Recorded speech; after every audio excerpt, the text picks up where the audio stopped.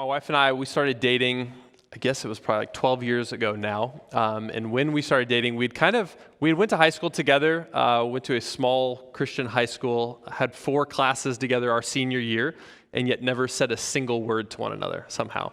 And so somehow, there's a story there. But needless to say, in college, we reconnected at a mutual friend's going away college party.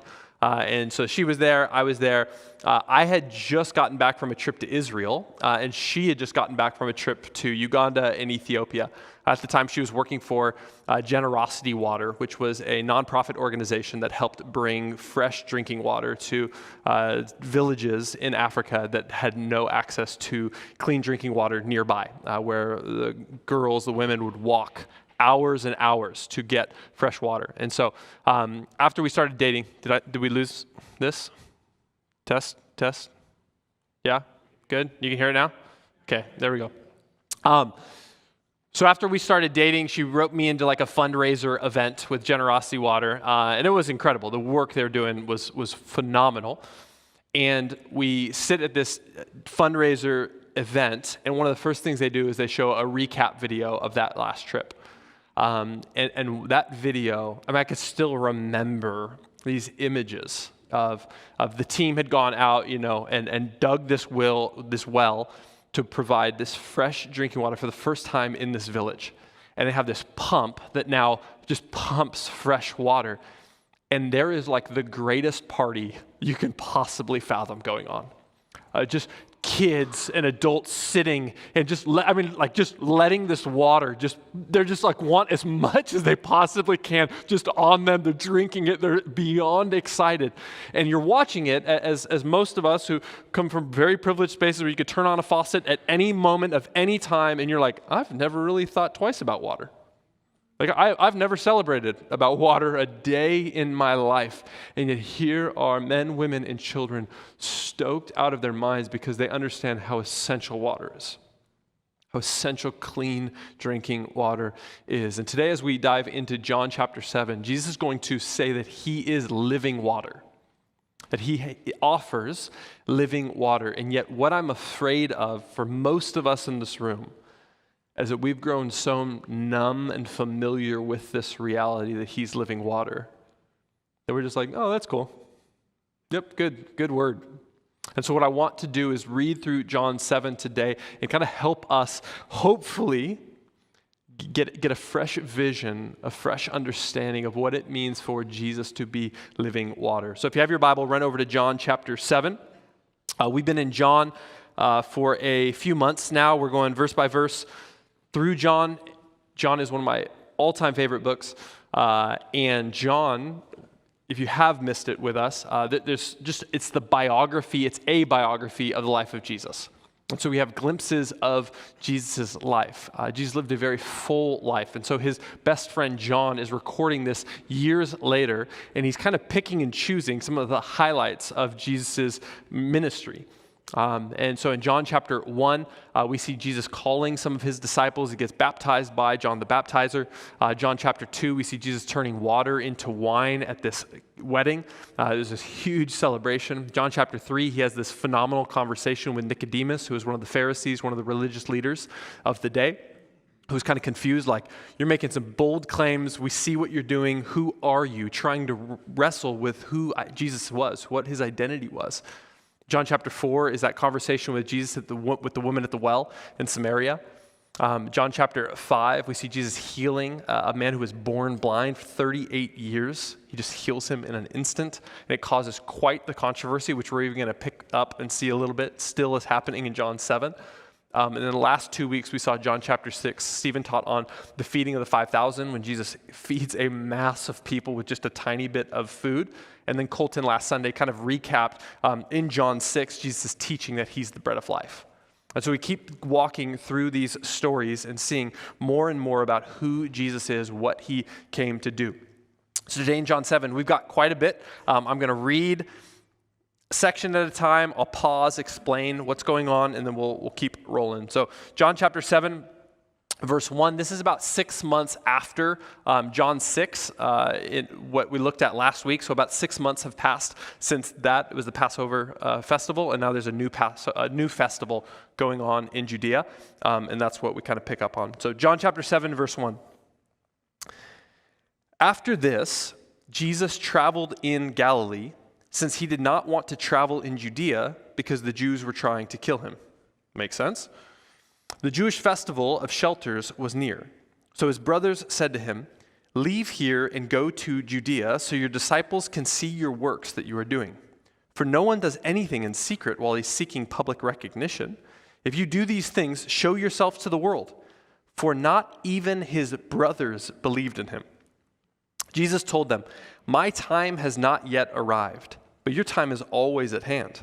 The world cannot hate you, but it does hate me because I testify about it, that its works are evil.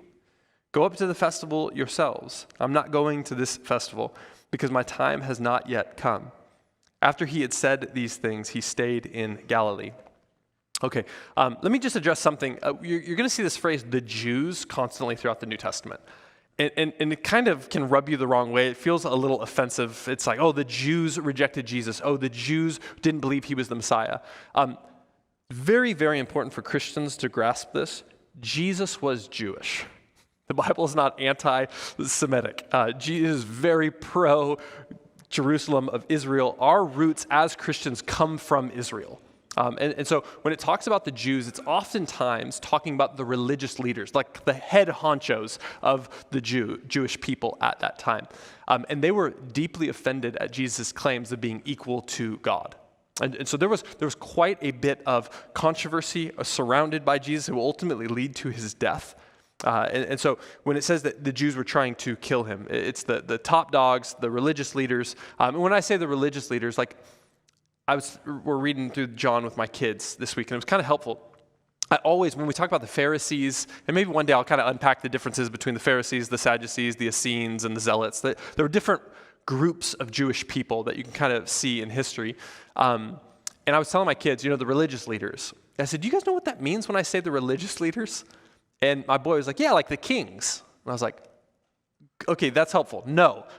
Think more like the pastors, if you will. When I say the religious leaders of the Jews, it would be like the pastors, the rabbis of that day. These are like the people who are preaching and teaching Torah.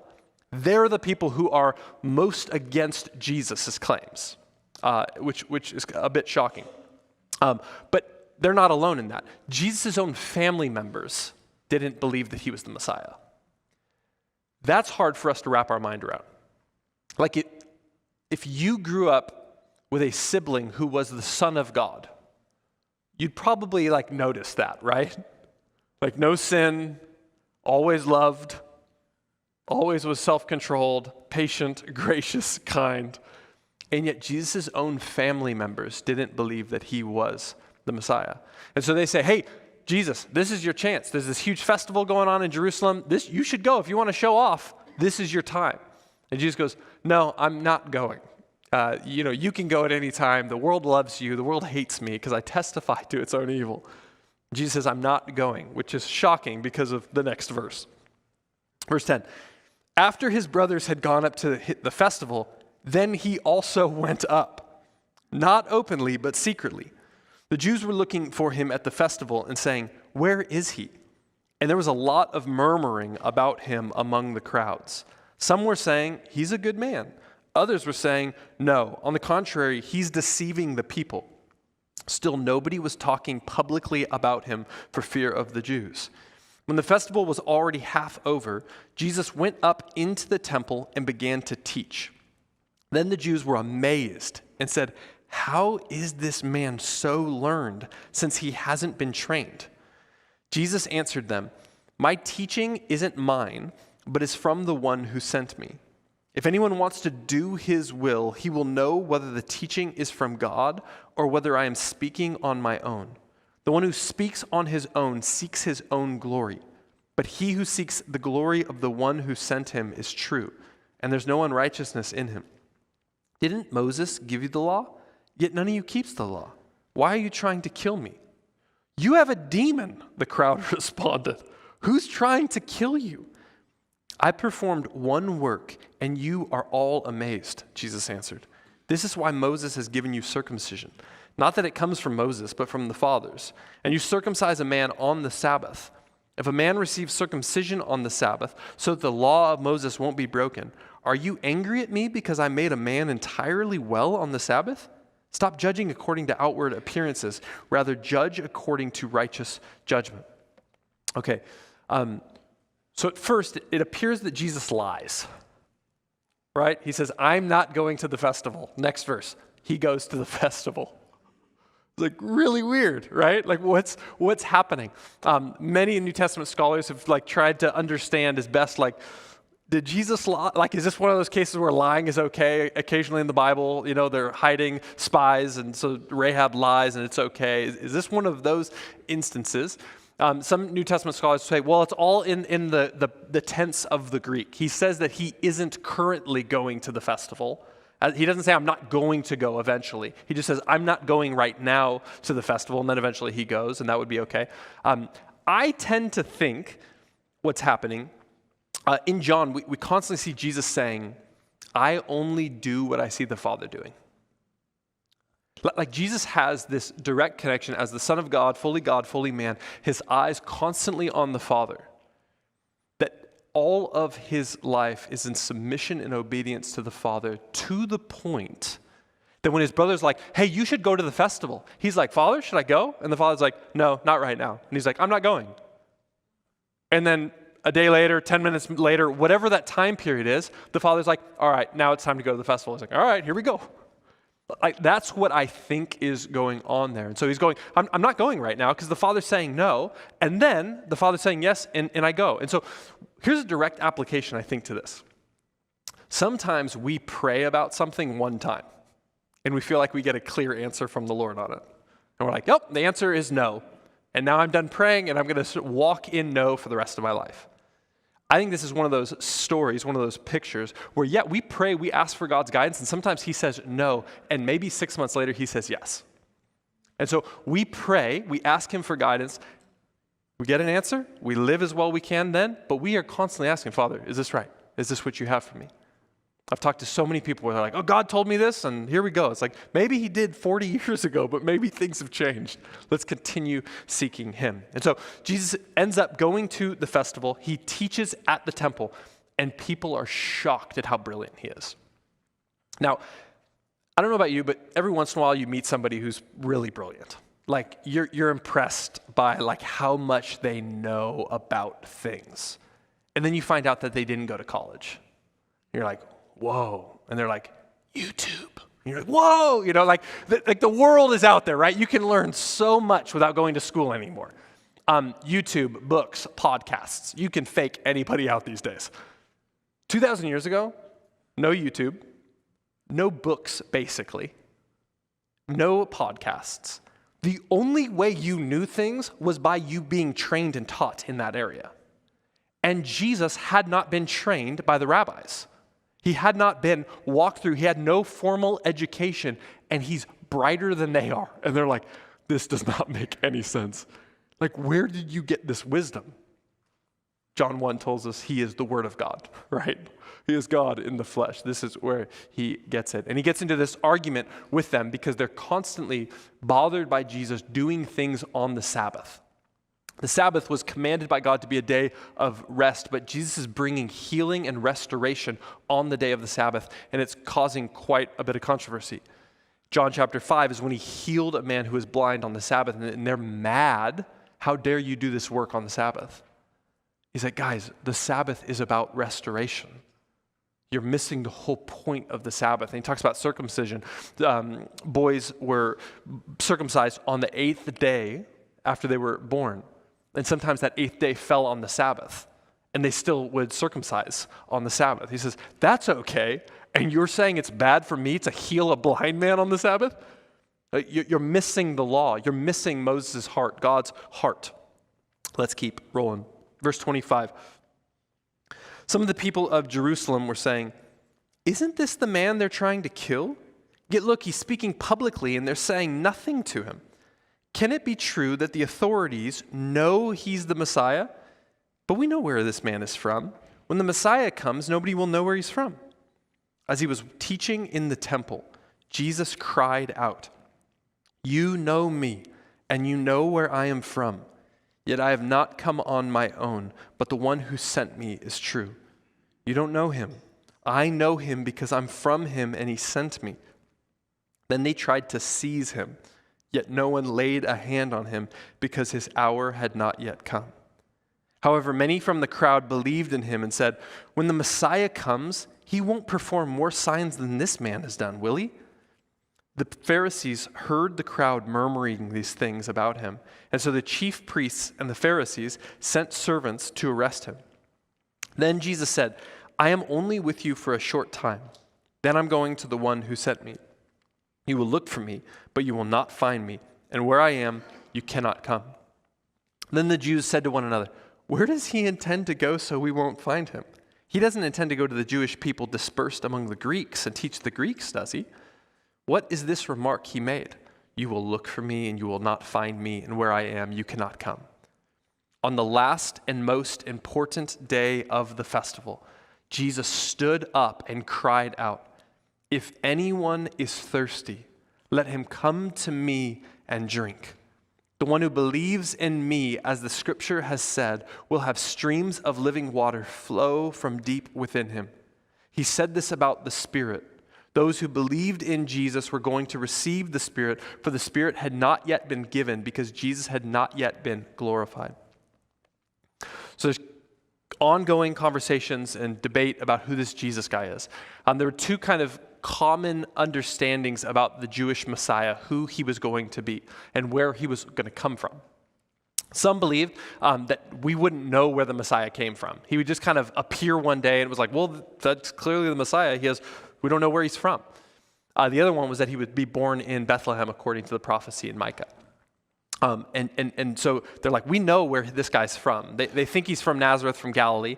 They don't care to ask where he was actually born. But those are the two main thoughts around it. And so Jesus is saying, you're missing the point. John 1 reminds us, where is Jesus ultimately from? From heaven. It's like, you can debate my origins all you want of where I lived, where I was born, all these things, but I'm been sent from the Father on high. And on the last day, he gets up and proclaims this beautiful invitation. "If anyone's thirsty, let them come to me and drink." See, the Festival of Booths was a Jewish festival that would take place every single year where hundreds of thousands would come to Jerusalem from wherever they were to celebrate what God had done, rescuing the people out of Egypt. And as the Israelites wandered around in the wilderness for 40 years, they lived in tents, the portable tents. And so the festival of tents, booths, tabernacles, whatever, there's different phrases for it. They would come to Jerusalem for a week and they would live in these portable tents as a reminder of what their ancestors had gone through in the wilderness, of God's constant provision over the 40 years. His provision of manna, his provision of water. You remember the story of Moses smacking the rock and water flows from the rock where they were almost dying of thirst. Jesus provides water to his people in the middle of the wilderness. And so this was a festival where they're celebrating this. And you can study more and see all these things where the priests would bring buckets and buckets of water and they would pour them out on the ground around the temple. That this was just a celebration. So there's water kind of everywhere, remembering what God had provided. And Jesus stands up and he goes, "Come to me if you're thirsty. I'm the living water, and I will give you streams of living water inside you." And John kind of gives you a parentheses note. He's talking about the Holy Spirit here. Because ultimately, Jesus didn't give the Spirit until after he was glorified, after his cross, after he died and was risen from the dead. In John 20, we'll get there in a few months, Jesus breathes the Holy Spirit on his disciples, and he sends them out into the nations. Let's finish up with this last section. Verse 40. When some from the crowd heard these words, they said, "This truly is the prophet." Others said, "This is the Messiah." But some said, "Surely the Messiah doesn't come from Galilee, does he? Doesn't the scripture say that the Messiah comes from David's offspring and from the town of Bethlehem, where David lived?" So the crowd was divided because of him. Some of them wanted to seize him, but no one laid hands on him. Then the servants came to the chief priests and Pharisees, who asked them, "Why didn't you bring him?" The servants answered, "No man ever spoke like this." Then the Pharisees responded to them, "Are you fooled too? Have any of the rulers or Pharisees believed in him? But this crowd, which doesn't know the law, is accursed." Nicodemus, who we read about in John 3, the one who came to him previously and who was one of them, said to them, "Our law doesn't judge a man before it hears from him and knows what he's doing, does it?" "You aren't from Galilee too, are you?" they replied. "Investigate and you will see that no prophet arises from Galilee." Okay. A lot there. Good job. We made 52 verses. Not bad. This is one of the challenges of preaching the book of John. You could break it up in 3-verse sections. We'd be here forever. But you lose. This is one main narrative here in John 7. And so Jesus had just proclaimed that. There's division amongst the crowd. Some people are like, this has got to be the Messiah. And other people are like, I don't know. I don't think it is. We think the Messiah should be from Bethlehem. We think he's from Galilee. It's fascinating. Jesus never clarifies that. Like, Jesus waits till you ask him. You can have many assumptions about him. And he's like, ask me.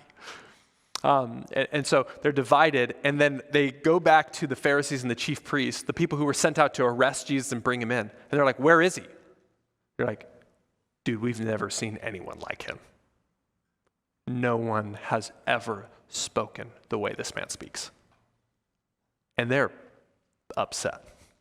They're like, "Oh, you're tricked too? You're believing that this guy, Jesus, is the Messiah? He's the coming king who's going to restore the world, who's going to help us get out of bondage to Rome and the mess that our world is in? You really believe that?" And then Nicodemus, who is one of the top religious leaders, Pharisee, he goes, "Well, maybe." Kind of puts his hand in there. He's like, "Well, we should, at least according to our own laws, ask him questions, get to know him before we arrest him and destroy him." And they turn on Nicodemus. Like, "Oh, really? Are you part of the crowd? Like, you're this dumb? You believe that he's the Messiah?" And then the narrative ends. While there's a lot going on in this chapter, we see question mark after question mark after question mark. See, our natural response to Jesus is confusion and judgment very, very often. Like when you're presented with Jesus the first time, rarely do you go, "Yes, I want him." These people are seeing Jesus in the flesh. I think for many of us, we think if Jesus walked in through those doors right now, we'd go, "There he is. Yes, let's praise him." Yet the story of the New Testament is when Jesus walks in, people are like, "Who are you? What are you doing here?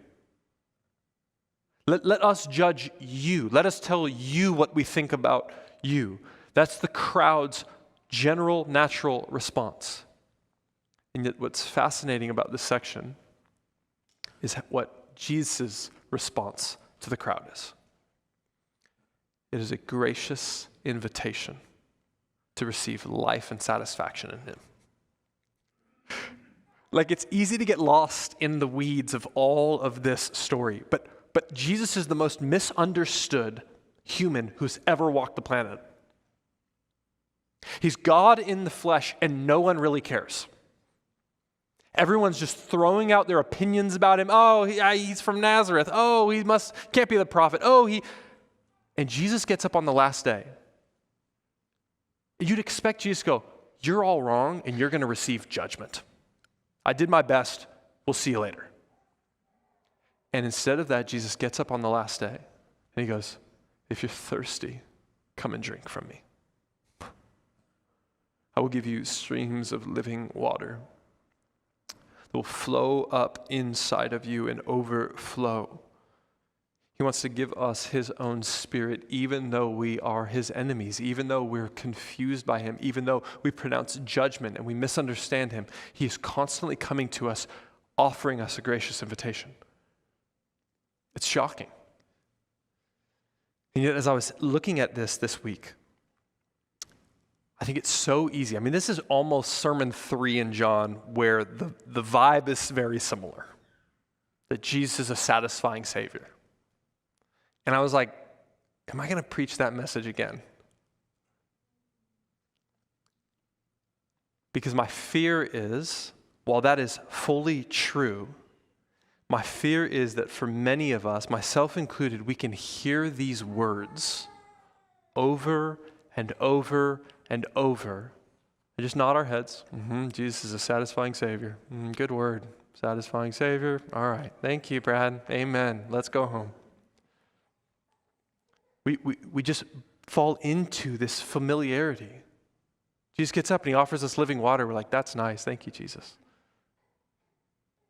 Talk about Jesus being our satisfaction, that he can fulfill the depths of our soul, the craving, the searching, the longing that we all have. Jesus goes, it's me you're after. And we go, let me write that down. It's him we're after. That's good. Like what is it? Like what can we do about this? Last Saturday night, we were getting off of a cruise ship. My in-laws graciously and generously took us on a 7-night Disney cruise in the Bahamas. Yeah, it was epic. That's where I was. I've never been on a cruise, and it turns out I like cruises. It was awesome. It was honestly, like, I'm not trying to make anyone jealous, and I'm not paid by Disney for this. But it was a wonderful week, like one of the best weeks of my life. Like, I can genuinely say it was just a lovely time. Day one, we are getting on. Like, we've been waiting 2.5 years for this cruise. My mother-in-law booked it before COVID, and then COVID just kind of, lengthened things out quite a bit. And so we've been looking forward to this thing for about 2.5 years.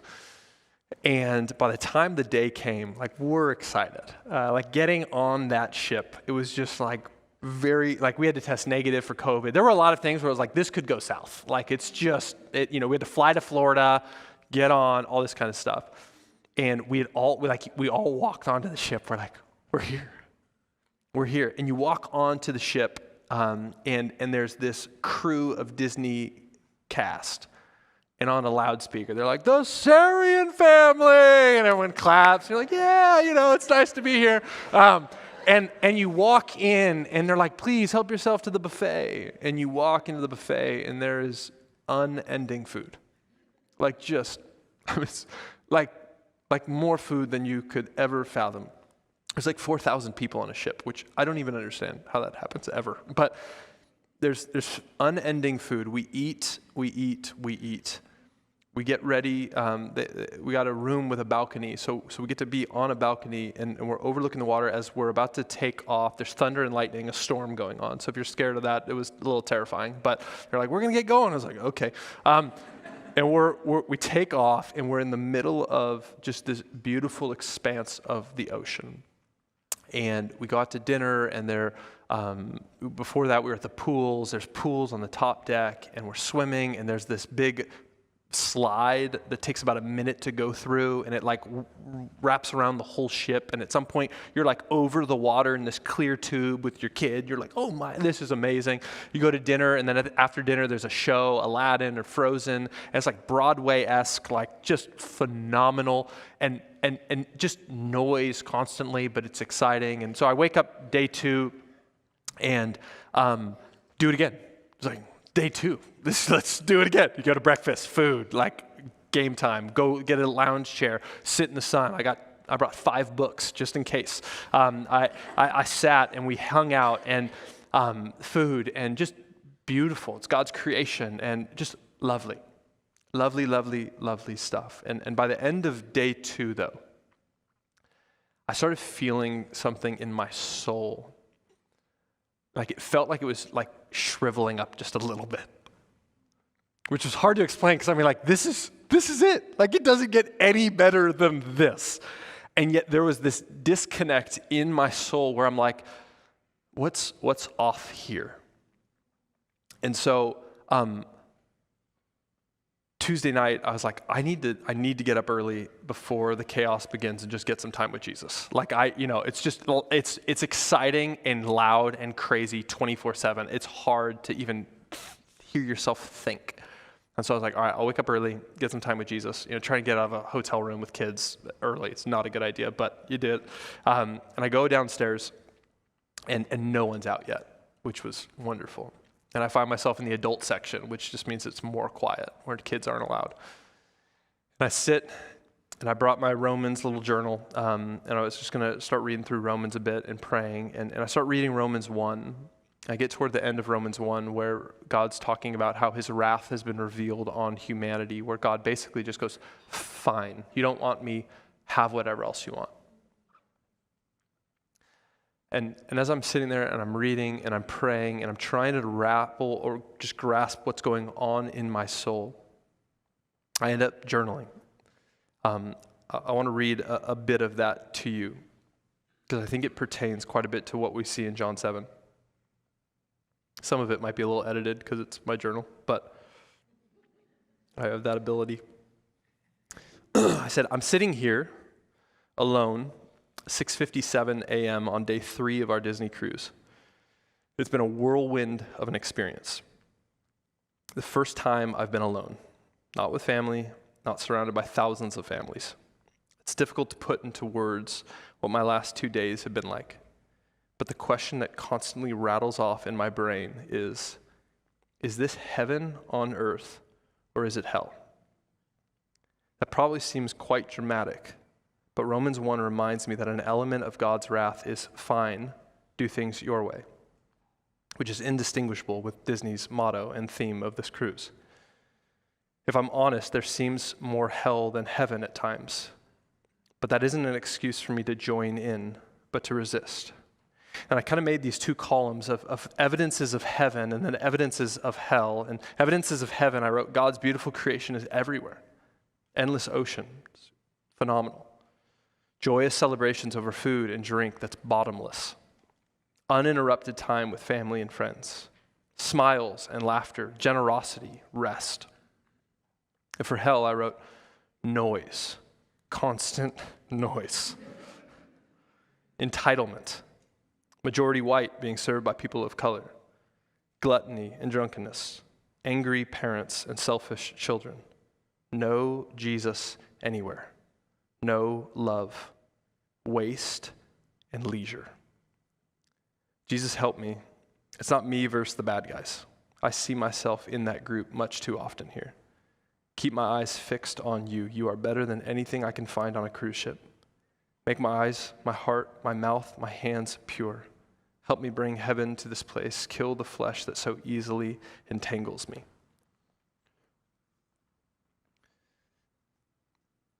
I'm not expecting Disney to give me Jesus. This is not like I can't believe Disney Cruise didn't give me more of the gospel. I should know that going in. And I'm not anti-vacations, I'm not anti-fun, I'm not anti-food, I'm not anti-rest.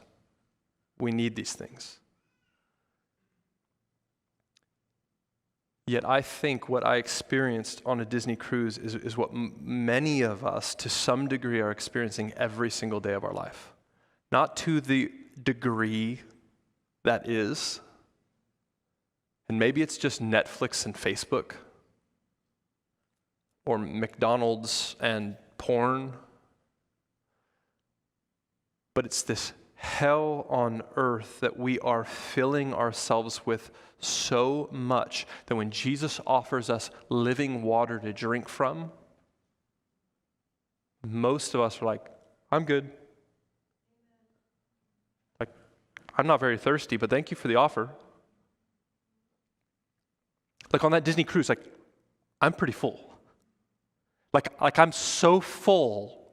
If there was a preacher up there telling me I need more of Jesus, I'd be like, maybe tomorrow? Got to make sure I get my chair in the sun, and my books, and my food. Again, I'm not saying these things are bad. It is oftentimes not clear, blatant sin that gets in the way of us rejecting Jesus. It's his good gifts that we elevate above him. The good things that he loves to pour out on his children because he's for us. He likes us. And yet we take these gifts and we go, thank you, Jesus, you can leave now. I don't need you because I've got food, I've got sex, I've got money, I've got fame, I've got my career, my promotions, my skills, my whatever it is for you. So as I'm reading John 7 this week, I'm like, Jesus, would you please help me grasp this? Like, would you please help me put to death the worldliness that so easily entangles my soul that when you offer living water, I'm like, I don't know if I need that. Can we acknowledge that's where many of us are probably at? Like, I don't want to limit God's Spirit because I know some of you might be in this room and you're like, no, Brad, I am thirsty for Jesus. Praise God. And if you're acknowledging your need, isn't that fascinating? That's the only thing you have to do in order to receive Jesus, acknowledge your need. He doesn't say, if anyone is righteous, come to me. He's like, are you thirsty? It's the only prereq. That there is a thirst in your soul that can't be satisfied by everything else that you've tasted. He's like, come to me. And what's fascinating about Jesus, he alone, study every religion, study every philosophy. Everyone else gets up there and goes, come to me and I'll show you something else. Jesus, come to me, this is the end. The end goal is Jesus. He doesn't say, come to me and I'll offer you some things. He says, come to me, I am life. It's his Spirit that flows within us. It's his Spirit that fills us up. And yet many of us, we're so full on the world that we're not sure what to do with Jesus. What would it look like for us to begin retraining our taste buds so that when Jesus offers us living water, we go, I need that desperately. See, on that Disney cruise, I experienced a fullness of the world in such a degree. Man, I feel full. I feel good. And yet, it wasn't fully there. Enough by day 3, I'm like, I need something. Jesus, where are you? Now, here's the cool thing. Day 3, Jesus doesn't go, get off this boat. It's going to hell. Get out of here, bro. Day 3, I'm able to recenter my heart around him so that I can actually enjoy the rest of my trip, so that I can be an agent of bringing heaven to earth as opposed to hell. That I don't have to look down on everybody else, and I don't have to feel like I'm now the righteous guy because I'm up early in the morning spending time with Jesus. Man, I'm as much of the problem as they were. I'm going, Jesus, please change me, help me. Help me not need a 4th plate today at lunch. Help me be able to give up my chair for somebody else. Help me be able to look at one of the workers on the ship who acts like I'm a god along with everybody else and engage them in conversation because they're a person made in the image of God. Like, how can I now bring his grace, bring his kingdom into the place I'm currently at? And that's why I think I can say it was one of the best weeks of my life. Because Jesus, by his grace, sought me and helped me, not perfectly for the next 4 or 5 days, but helped me see, Brad, like that trajectory you're going on. Best case scenario, you feel kind of full, but you get off that boat and you need another cruise next week. I talked to a guy on the cruise. I said, I was like, how many cruises? He's like, this is number 26 for us. I was like, wow. 26th Disney cruise. He doesn't even know how many cruises he's been on. I was like, wow, that's amazing. Like, yeah, we're coming back on this cruise in 2 weeks. I was like, 2 weeks? He said, and another one 4 weeks from now. I was like, yikes. Like, 1, what do you do for a living? And 2, okay. Like there's this sensation, I need more. Jesus wants to fill us up with his Spirit so that we can be at peace and at rest wherever we're at. We could be at home. We could be in a difficult home, maybe with a difficult spouse or difficult children, difficult neighbors, or in a difficult job, or in a body that hurts, physical pain. And he's not offering us escape. He's not offering, hey, in 3 weeks you can go on another one. He's saying, I want to meet you where you're at. I want to fill you up with my Spirit so that you would be a living stream. That I would so manifest myself in you that you'd bring my presence wherever you go. What's amazing about this passage is that oftentimes we make our relationship with Jesus just this one-on-one thing. It's me and my private relationship with Jesus. And there's a reality to our personal relationship with Jesus, absolutely. And yet what I see him offering in this passage is that this living stream would flow up inside of us and become a source of living water for others as well. That Jesus wants to meet us, he wants to fill us, he wants to satisfy us. But he also wants to do that in such a way that we overflow so that we can be agents of his grace to others. And yet he says, I can't do this until I'm glorified. I will not send my Spirit. You will not receive this until my death and my resurrection. See, the reality is, Jesus knows who he's preaching to. He's not preaching to a crowd that's going, please, Jesus, give us this water.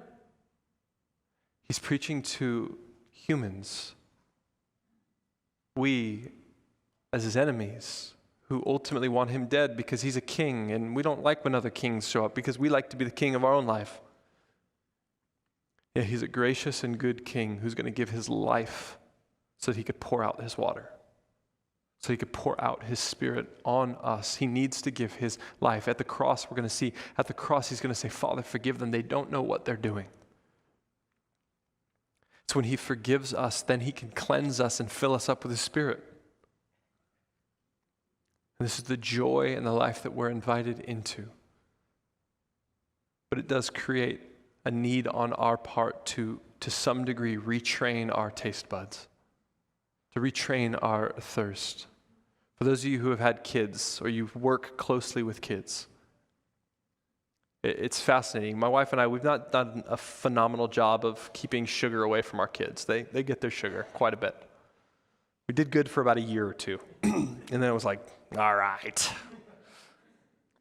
But every once in a while we meet families who have kept their kids from sugar. They're like, yeah, for dessert, they get a strawberry.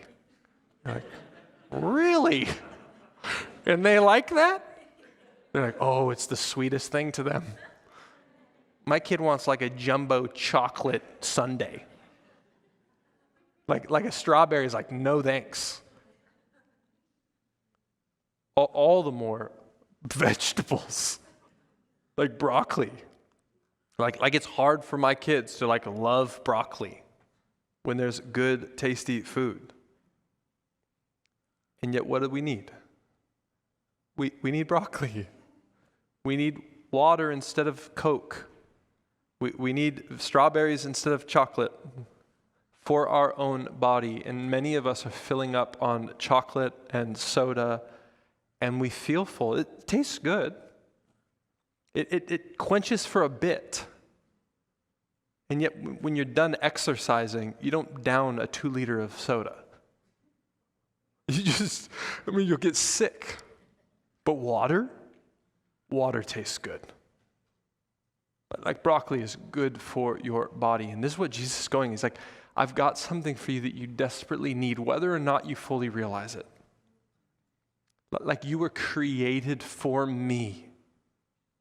You need me desperately. And so we become men and women who learn how to retrain our taste buds through prayer, through silence and solitude, through fasting.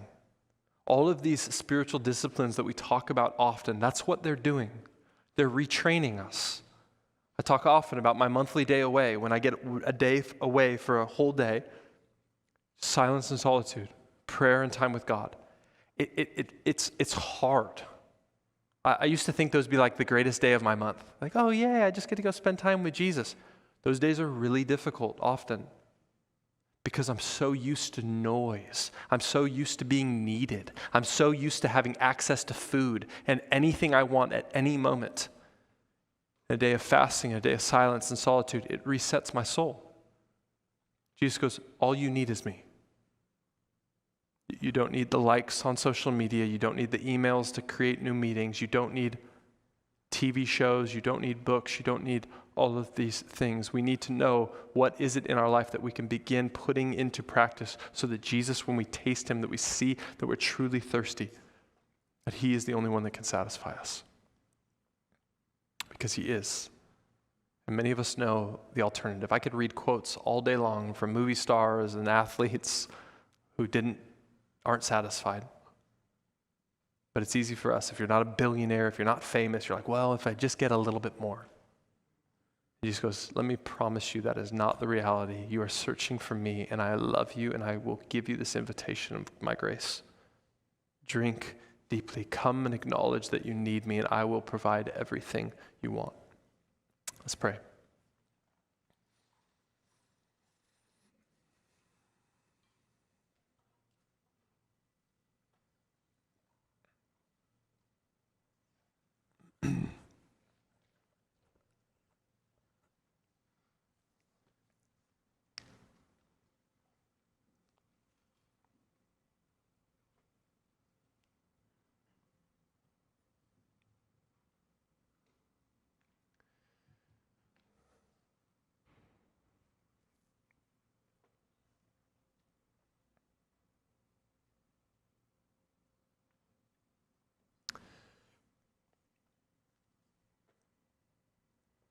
Jesus, thank you.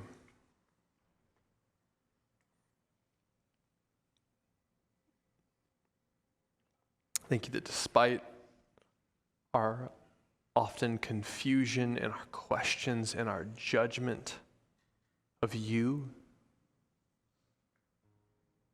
you still move toward us in your grace. You don't make us work for this water. You provide it freely through your death.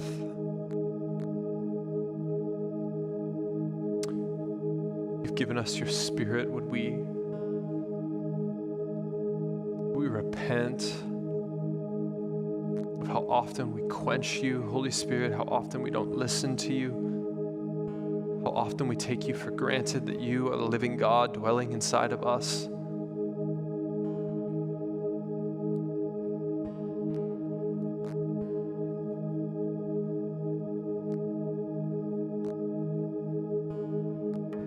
Jesus, with those who have never tasted you, have never had their thirst quenched by you, would they trust you today? Would they acknowledge their need? They need you desperately, and see that you are the gracious, kind King who loves them to the point of death, that you would pour out your life so that you would fill them up.